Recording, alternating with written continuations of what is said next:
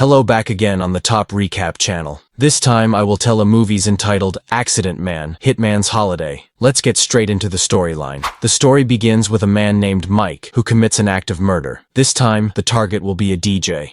As usual, Mike will make this murder look like an accident. The way to do this is to create an explosion from a gas cylinder. Who's ready for some big bands?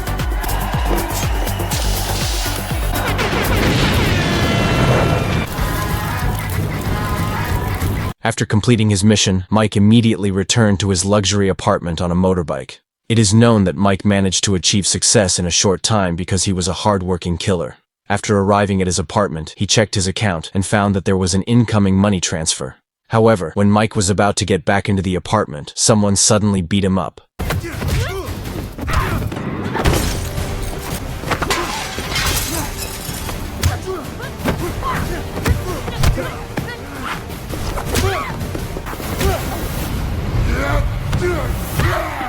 It's a brand new TV and it's an 8K OLED! When Mike felt that he was getting tired, he ended the fight and said the word flamingo, which turned out to be a code to stop. Flamingo! Flamingo! Mike was finally defeated by the person who turned out to be a female kung fu expert named Xiao Ling. Mike was very upset with Xiao Ling because she was so brutal that the expensive items in his apartment were destroyed.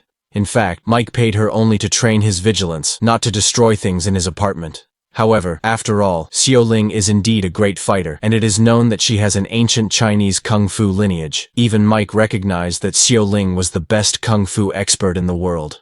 Good fight. Never know. Bye-bye. Later that night, while Mike was walking, he saw a fat man being forced out of a bar by the bouncer. Mike then realized that the fat man was his close friend Fred. Fred turns out to be one of the hitmen from Mike's old organization. Fred?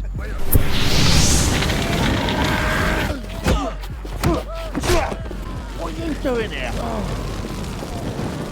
As they walked together, Mike asked why Fred was in that place. He begins to suspect that Fred was sent by Big Ray to finish him off. However, Fred explains that Big Ray's organization has gone bankrupt as no one hires their services anymore. Fred also said that he came to this city to look for a woman named Lalo, whom he had only known through social media. Is Lalo? Pretty. Where'd you meet her? Unfortunately, Lalo never gave him a specific address, so Fred was always getting lost. Hearing that story, Mike said that Fred had been scammed. What's more, Fred claimed to have sent money to Lalo several times. Feeling sorry for him, Mike finally invited Fred to stay at his apartment. However, when they entered, Xiao Ling suddenly appeared from the closet and tested Mike's vigilance again. Pool, satellite TV, all you need. It's a right bloody mess.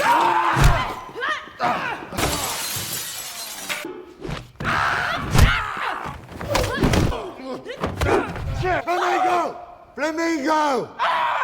After a brief fight, Mike explains the situation to Fred and introduces Xiao Ling. Xiao Ling also apologizes for beating Fred up. Sorry about your face, Fred. Oh, that's all right. Afterward, Mike asks Fred to rest as he prepares equipment to take out his next target. Fred, who felt bad about just hitchhiking at home, offered to help Mike. I might be able to help you out.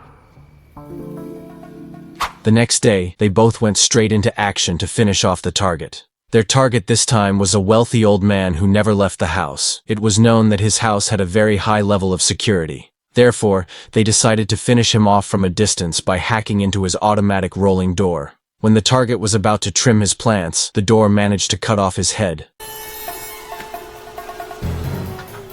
Let's see if this works. From that day on, Mike and Fred decided to work together again. Mike uses Fred's ability to build sophisticated tools, while Fred gets protection from Mike, who is an expert in fighting. Thanks to this partnership, they got many orders and officially became the most in-demand hitmen today. Clients also love their unique approach and never leave a trace of the kill. I can't believe I'm going to say this, but for the first time in a very long while, if you saw my face, You're always up for the it'd be pretty sweet. Got my back. Because of the many orders they received, Mike and Fred eventually built a headquarters to prepare for their actions. At the base, they also experimented with Fred's tools without disturbing the neighbors. Go. While they were experimenting, suddenly, a new job came in. This time, the target is Mrs. Zuser's son. Mrs. Zuser is known to be the most powerful mafia, and no one dares to disturb her. It can also be said that all the territory there belongs to Mrs. Zuser, and to avoid big trouble, Mike immediately refused the job. Whoever accepts that job has got brass balls bigger than their brains. I'll be surprised if anyone touches that. Absolutely, get rid of it. Flamingo. Flamingo. Coffee, Fred? Oh, yes, please. After a short training session, they relaxed over a cup of coffee. There, Fred mentioned that Lalo might have been kidnapped by someone. Xiu Ling, who heard the story, offered her help. Coincidentally, she has an acquaintance who specializes in finding missing people. I will help if I can, Fred. Thanks, Sully. A few days later, it appeared that Mike and Fred were back in action. This time, their target was a young man who had just come home from work. The first thing they did was to distract the man with a prank phone call so that he would be caught off guard and not be aware of his surroundings.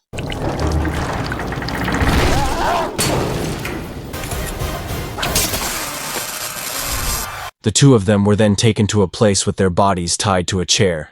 There was a large man named Armando, who turned out to be Mrs. Zuser's right-hand man. Without saying much, Armando immediately beat Mike because he suspected that Mike had hurt Mrs. Zuser's son. We made you and your nicky-nacky very wealthy show some respect. Not long after, Mrs. Zuser came and said that Mike and Fred had walked into her trap. Apparently the target they had just killed was a decoy so that Mrs. Zuser could catch them. Then, Mrs. Zuser showed us her son, Dante. She explains that a few days ago, Dante was almost killed while dealing drugs in an alley. Based on the CCTV footage, the assassination attempt used a method similar to the way Mike works, namely by manipulating Dante's death to make it look like a normal accident. However, the assassin failed because Dante's bodyguards acted faster. Karaoke bar every 12 minutes, so he may poison his lungs. Hearing this, Fred assured Mrs. Zuser that he and Mike were not the culprits. Fred and Mike confessed that they had been offered to kill Dante by someone, but they refused because they didn't want to cause trouble. After hearing their explanation, Mrs. Zuser finally believes them. However, she wouldn't just let them go. Mrs. Zuser gave Mike a mission to protect Dante from the other hitmen, and if Mike refused, Armando was assigned to finish off Fred on the spot. This is simple.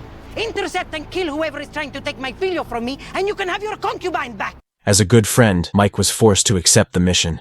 Not long after, Mike was dropped off in the middle of the road while Fred was held hostage at Mrs. Zuser's headquarters. Before carrying out his mission, Mike had stopped at a cafe because he suddenly wanted a drink. When Mike walked into the cafe, he met a man named Big Ray, who was his mentor and adoptive father. Big Ray knew Mike's whereabouts because Fred had sent him a letter. There, Big Ray revisits the past, when Mike eliminated almost all the hitmen in his organization. As a result, Big Ray had to go bankrupt and is now living rough. Big Ray also admits that he almost killed Dante. Mike is shocked that his mentor failed the mission, even though he used to be the best accident man in the world. Big Ray then told Mike that the assassin targeting Dante wasn't just him. Apparently many hitmen participate in the mission because the pay is very high. Even so, Mike persuades Big Ray to stop his mission because if it continues, then Fred will be finished off by Mrs. Zuser. However, Big Ray doesn't care and remains determined to finish Dante off because he wants to end his life of deprivation. Big Ray was getting ready to complete his mission. At that time, he already knew Dante's whereabouts because Dante had been fitted with a tracking device. Mike immediately rushed off to protect Dante.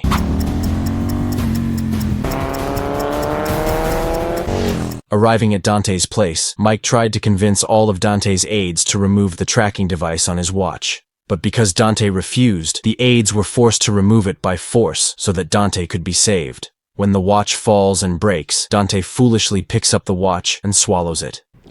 At the same time, they suddenly have an uninvited guest. It turns out that the guest is a woman named Freya, the Angel of Death. Freya is a bounty hunter with a military background and is famous for her expertise in shooting.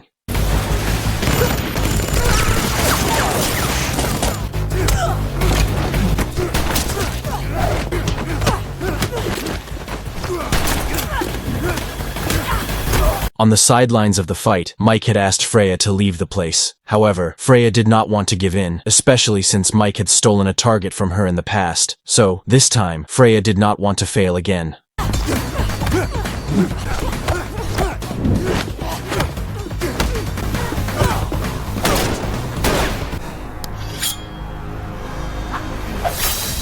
I see.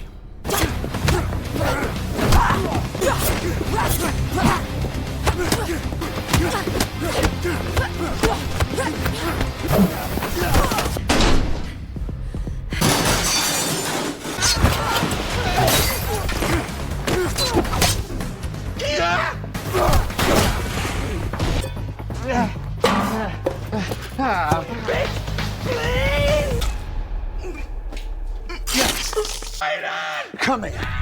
On the way, Mike got a call from Mrs. Zuzer, who told him to immediately secure Dante and deliver him to her headquarters. However, Mike told Mrs. Zuzer that they were currently facing a problem because Dante had swallowed a watch fitted with a tracker. As a result, the bounty hunters will always know his location. However, Mrs. Zuzer didn't care how. She just wanted Dante to be safe from all those bounty hunters. Then, Mike forced Dante to go to a pharmacy to look for drugs that could speed up digestion. Laxatives, you got any? Yeah. Fuck are you doing, you? Shut up. Mike also immediately forced Dante to take the drug so that the tracking device could leave his body immediately. In one end out the other, eh, mate? Understand? Take me to my mama. Take me to my mama. Next, Mike looked for a safe hiding place. However, he was suddenly attacked by another hitman named Yendi. Yendi is a Ghanaian bounty hunter nicknamed Vampire. He always drinks the blood of his victims and can even guess the blood type he drinks.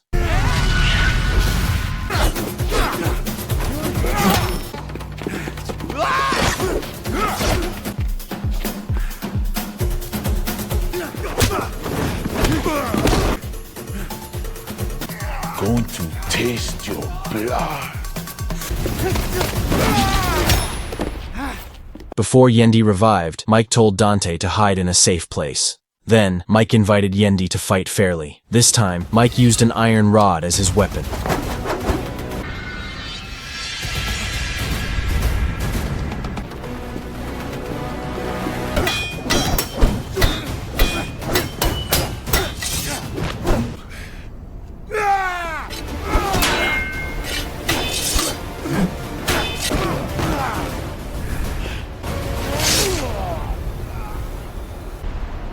Let me know how this tastes.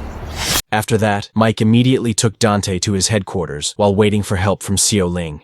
Arriving at the headquarters, Dante continued to chatter, but Mike ignored him. Mike told Dante to sleep immediately so that his digestion would be smooth and his tracking device would come out quickly. However, Dante did not want to listen to Mike's orders and continued to chatter. Finally, Mike gave him a punch until Dante passed out. The one with the GPS signal wafting out my arsehole, mate, that's you. Maybe you should get some kip. It's the middle of the day. Elsewhere, we see Fred still being held hostage and closely guarded by Armando, and every 10 minutes, Armando strangles him. At the same time, Mrs. Zuzer watches Fred suffering. She plans to keep doing this until Mike manages to secure Dante and finish off all the hitmen after him. Get the job done. Better pray that he does, my little friend. At the same time, Mike saw from the CCTV that someone had come to his base.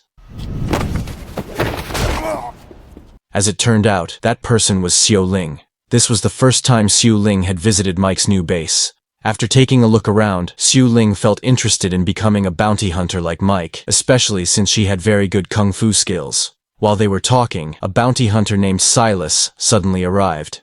Silas is known as the Strangler because he always finishes his targets with a deadly strangulation. Silas, the San Francisco Strangler. Like other bounty hunters, his goal is to finish Dante.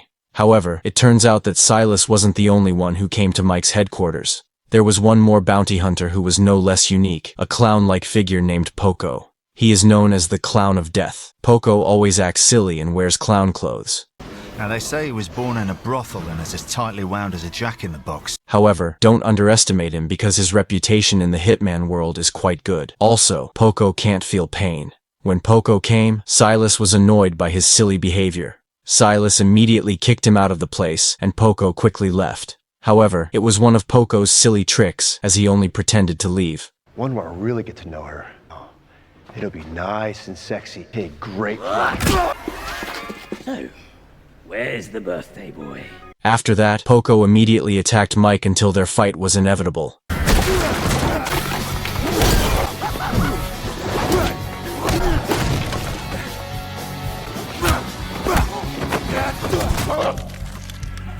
Mike was eventually able to turn the tables and make Poco bleed badly. However, it all meant nothing to Poco because he couldn't feel pain.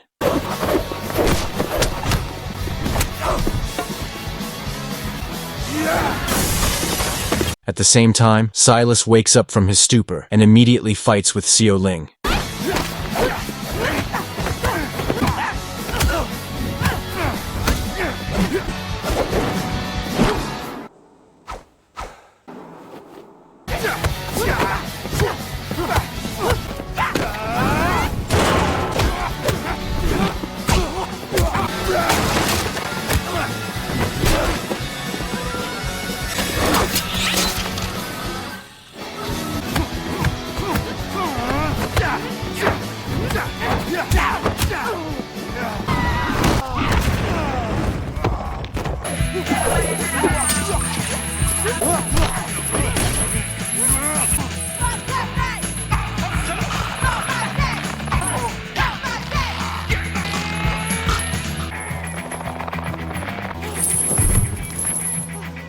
Not long after, Dante was seen waking up from his stupor because his stomach hurt. He also expelled the results of his digestion, and his tracking device came out.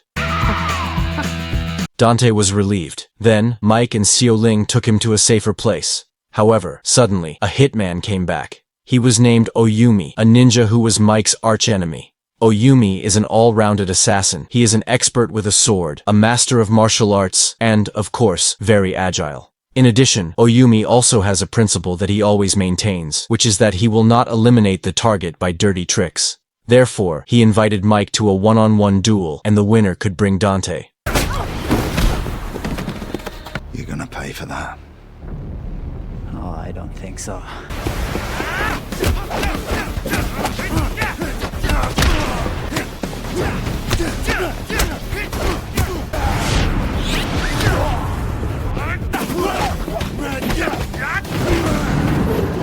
So this is what it feels like To be a loser. Try to keep up this time.